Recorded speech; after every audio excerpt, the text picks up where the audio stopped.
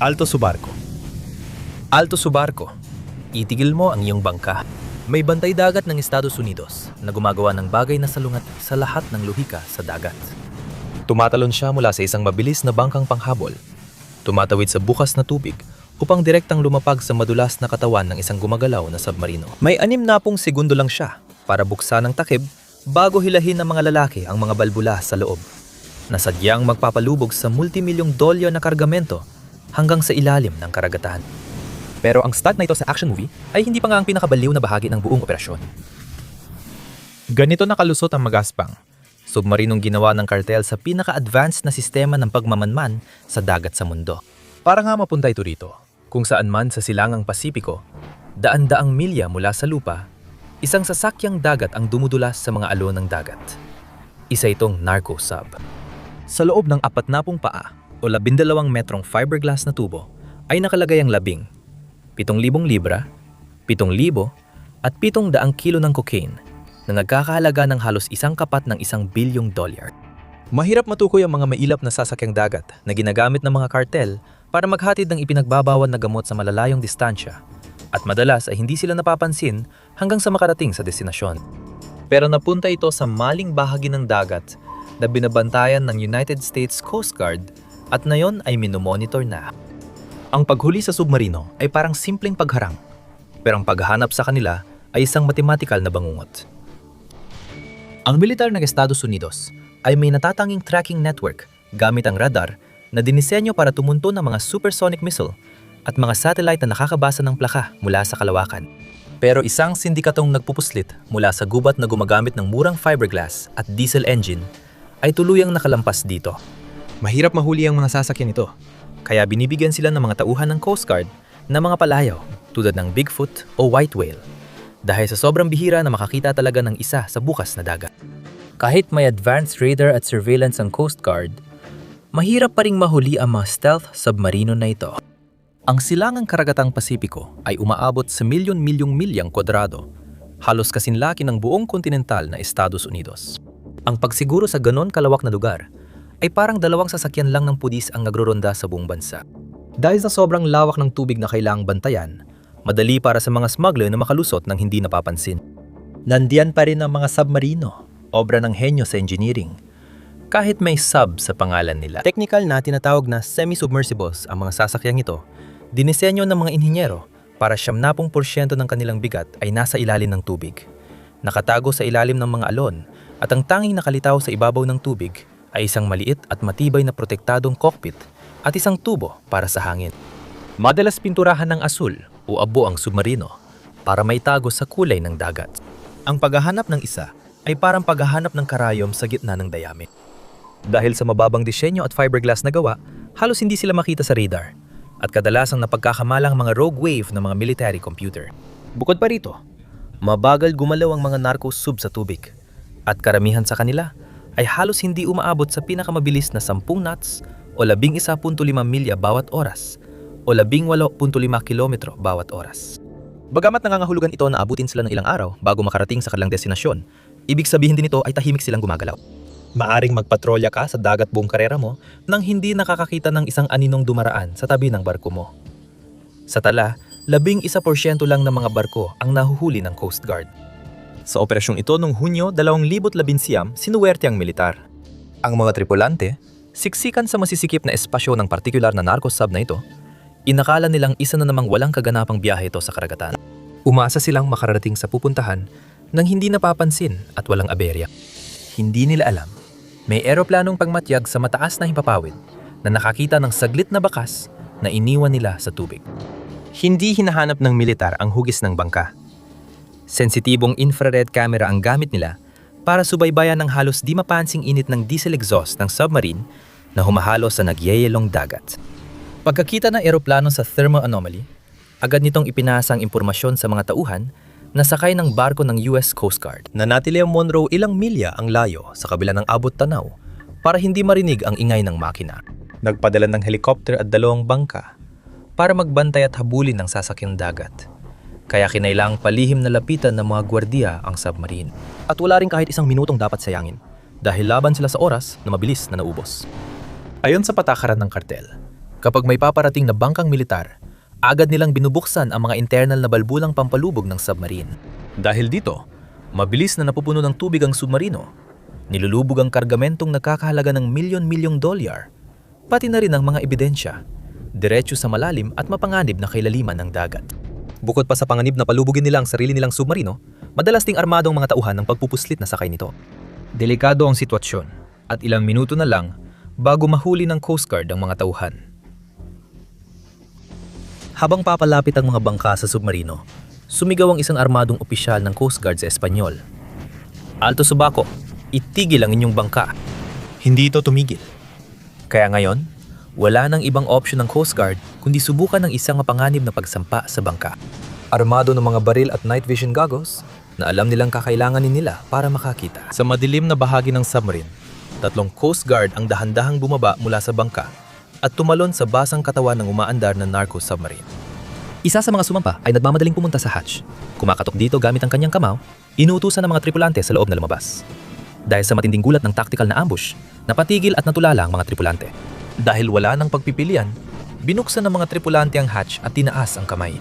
Wala na silang oras mag-react at pinili nilang mabuhay kaysa isugal ang buhay at lumubog sa barko.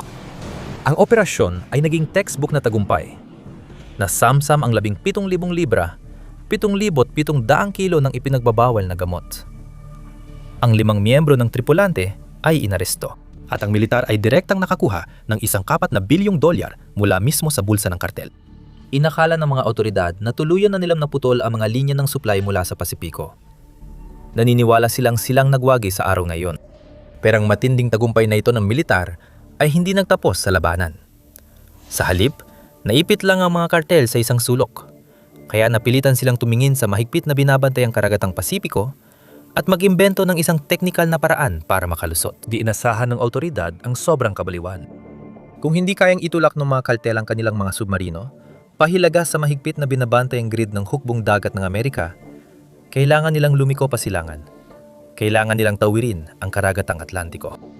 Kadalasan, ang mga narco subs ay dumadaan sa mga lihim na ruta mula Colombia, Venezuela at Ecuador sa pagitan ng Timog at Hilagang Amerika. Tumatawid sa karagatang Pasipiko o Caribbean, papuntang gitnang Amerika, Mexico o Estados Unidos. Para maglakbay ng ilang linggong transatlantikong paglalayag, kailangang tiisin ng tripulante ng submarino ang 3,500 milya o 5,600 kilometro ng hindi tiyak na dagat, iwasan ng malalaking barko, at harapin ang malalalim na bagyo habang nakakulong sa masikip na tubo. Parang imposibleng misyon ito. Pero sa ilalim ng mga puno, sa isang pansamantalang shipyard sa kagubatan ng Amazon sa Brazil, gumagawa ng sasakyang dagat ang mga inhinyero ng kartel. Dinisenyo para gawin mismo yon, pinangalanan nila ang bagong submarino na She. May habang 71 talampakan o 21.5 metro, ang stealth gray na semi-submersible na ito ay isang dambuhalang makina. Ngunit hindi ito ginawa para sa kaligtasan ng tao. Kailangan ng submarino ng maraming gasolina para makatawid ng karagatan. Kaya ang mga ininyero ng kartel ay nagsiksik ng 5,300 galon o 20,000 litro ng nasusunog na diesel fuel sa walang baluting fiberglass na katawan. Pagkatapos, kinailangan nilang isiksik ang 6,000 at 600 libra, 3,000 kilo, ng cocaine na higit $100 milyon ng halaga para itulak ang bigat na yon. Sa paglalakbay ng 3,500 milya o 5,600 kilometro sa tubig, naglagay sila ng matibay na industrial diesel engine. Pagkatapos milagay ang fuel, droga at makina, halos wala nang natirang espasyo para sa mga taong na kailangang magpatakbo nito. Napilitan ng mga tripulante na magsiksikan sa isang masikip at nakakakulong na kabina malapit sa hulihan ng sasakyang dagat. Tama lang ang espasyo para sa isang tao sa manibela at 2 pang makahiga sa sahig. Walang banyo, kama at tanging isang bentilasyon lang sa itaas para di sila mamatay sa kulang na hangin. Nakulong sila sa isang selyadong, madilim na kabaong. Nakaupo ng ilang pulgada lang ang layo mula sa umaatungal at walang insulation na diesel engine na kumukonsumo ng oxygen at naglalabas ng nakalalasong usok direkta sa kanilang cabin. Kailangan ng kartel ng grupong sapat ang pagkakadesperado para tiisin ang ganitong psikolohikal na pagpapahirap at natagpuan nila ito. Si Agustin Alvarez, 31 anyos at dating kampiyon sa amateur boxing ng Espanya, ay inalok ng bayad na magpapabago sa buhay niya para sumakay sa Chie at itawid ito sa Atlantic kasama ang dalawang pinsan mula Ecuador. Kung makarating sila sa baybayin ng Galicia sa hilagang kanlurang bahagi ng Espanya, siguradong magiging maayos na ang kanilang buhay habang buhay. Noong Oktubre 29, 2019 isinara nilang hatch, iniwan ng sistemang ilog ng Amazon at dahan-dahang tumungo sa mapanganib na Atlantic Ocean. Ang sumunod ay isang 27 araw na pagsubok ng tibay ng tao. Nakakulong sa kanilang maliit at nakakasakal na kompartamento, ang tatlong lalaki ay nagtrabaho ng matinding 8 oras na shift. Kailangan nilang maging tutok dahil isang maling kalkulasyon ay pwedeng mailihis sila ng daan-daang milya sa kanilang ruta at mapadpad sa gitna ng napakalawak na karagatan. Para sa pagkain nila, may tubig, malamig na kanin, sardinas, energy bar lang sila at walang palikuran sa sasakyan. Kailangan nilang gumamit ng plastic na bag kapag kailangan nilang magbanyo at naipon lang ang mga bag sa loob ng mainit na kabina. Araw-araw, tiniis ng mga lalaki ang ingay ng makina, nakakulong sa dilim na may amoy ng diesel, bulok na pagkain at dumi ng tao. At pagkatapos, nagbagong panahon. Sa halos isang buwang paglalakbay, 3 malalakas na bagyo sa dagat ang tumama sa Chie. Nakakulong sila sa madilim na fiberglass na kahon, halos masakal sa singaw, habang inaalog ng marahas ng libu-libong toneladang humahampas na tubig dagat ang kanilang sinasakyan. Hindi sila makaludang sa ibabaw, at hindi rin sila makatawag ng tulong. Sa kabila ng lahat, naglayag sila ng 3,000 at 500 milya o 5,600 kilometro at narating ang mabatong baybayin ng Espanya. Plano nilang maghintay sa laot, makipag-ugnayan sa lokal na bangka ng kartel, ilipat ang kokaina, at buksan ang mga balbulang pampalubog para palubugin ang barko hanggang sa ilalim ng dagat.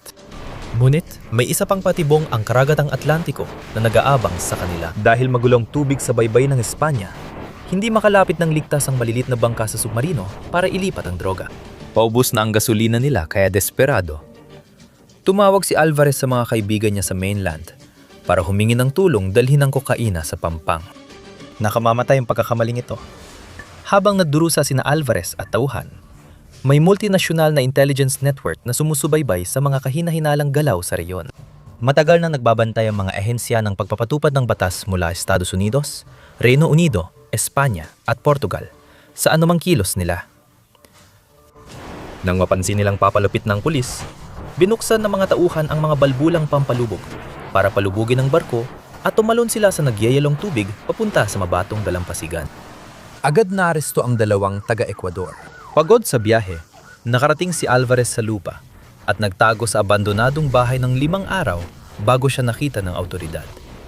3 lalaki hinatulan ng 11 taon sa kulungan. Nang iahon ng awtoridad ang lumubog na submarino mula sa kailaliman ng dagat, nakuha nila lahat ng cocaine. Ngunit ang mga kartel ay nagmamasid at natuto mula sa nabigong transatlantic na misyon na ito. Matagumpay ang inhenyerya ng submarino. Buo ang fiberglass, kinaya ng makina ang 3,000 at 500 milya at di na diskubre ang palihim nitong disenyo ng halos 1 buwan. Ang pumalpak lang sa kartel ay ang pisikal at mental na limitasyon ng mga nagpapatakbo nito. Napapagod ang mga tao, gumagawa ng desperadong mga tawag. At ang mga pagod na tao ay nakakagawa ng malulubang pagkakamali sa operasyon. Kaya tiningnan ng mga inhenyero ng kartel ang milyon-milyong dolyo na nawala at nagtanong sila ng isang napakasimpleng tanong. Paano kung alisin nila ang mga tao ng tuluyan? Kung alisin ang tao, maaring masolusyonan ng mga kartel ang lahat ng kahinaan sa operasyon? Ang isang crew na tao ay nangangailangan ng pagkain, tubig at hangin na malalanghap. Nangangailangan sila ng isang masikip na kabina na kumakain ng mahalagang espasyo sa loob ng katawan ng barko. Kailangan nila ng malalaking bayad kapalit ng paglalagay ng kanilang buhay sa panganib. Pero ang pinakamasama sa lahat, ang pagkakaroon ng mga tripulante ay isang panganib sa intelihensya. Kung mahuli at mausisa ng mga internasyonal na awtoridad ang isang smuggler, laging may posibilidad na bibigay sila sa ilalim ng pressure at isusumbong ang mga pangalan ng mga boss ng kartel para makakuha ng plea deal. Hindi kailangang huminga ng makina, hindi humihingi ng sahod ang makina, at hindi maaring usisain ang makina. Imbes magbayad ng desperadong tao para sa delikadong pagtawid sa dagat, kumuha ang mga kartel ng mga eksperto sa teknolohiya at mga inhinyerong pandagat para gumawa ng walang tripulanteng semi-submersible. Inalis nila ang buong kabina ng tripulante, kaya dahil wala ng bigat ng mga tripulante at ng mga supply nilang pangkaligtasan, mas magaan ng sub at pwedeng idisenyo na mas mababa ang pagkakababad sa tubig. Dahil dito, nawala halos ang maliit na radar signature at nadagdagan ng espasyo para sa gasolina at kargamento. Pero ang pagpapatakbo ng drone sa karagatan ay hamong inhenyeriya. Umaasa ang remote-controlled na sasakyan sa tuloy-tuloy na datos. Matagal nang kailangan ng maritime satellite internet ang mabigat at malakas sa kuryenteng dome antenna na sumisira sa stealth ng submarino. Ngunit, binago ng paglabas sa merkado ng low Earth orbit satellite networks ang lahat ng kalkulasyon. Isang patag at water-resistant na receiver, kasing laki ng pizza box, ay kayang magbigay ng high-speed video feeds mula sa mga panig ng mundo.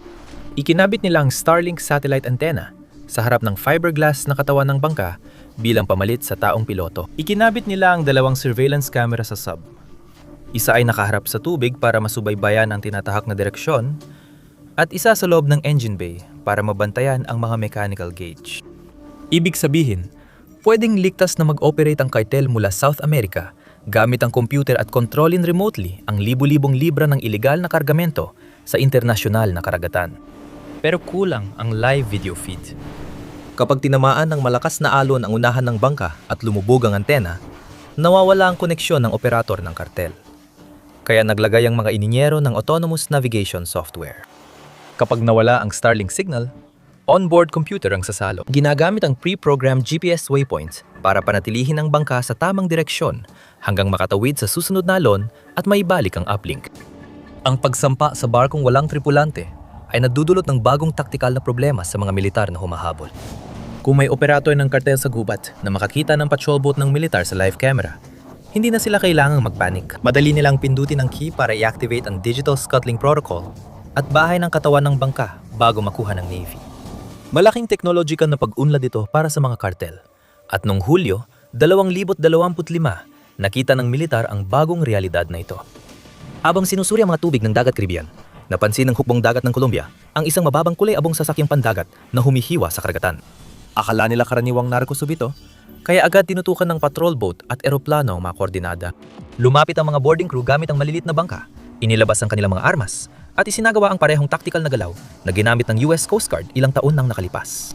Lumapit sila sa barko, inaasahang makikita ang tripulanting magbubukas ng scuttling valve. Ngunit pagbungad ng mga armadong mandaragat sa hatch, sila'y napatigil. Walang tao, smuggler, air vent, o tripulanting nasa plastic na bag sa loob. Nandun ng Starlink modem, magulong mga kable, at bakanting cargo hold na dinisenyo para magdala ng 3,000 at 300 libra o 1,000 at 500 kilo ng cocaine.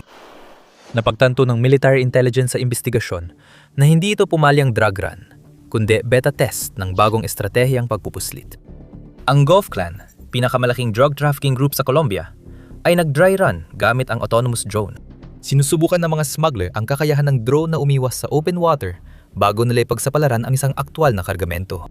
Nasamsam ng Navy ang sasakyang dagat, unang beses na may nahuling autonomous na narco-drone sa katubigan ng Timog Amerika.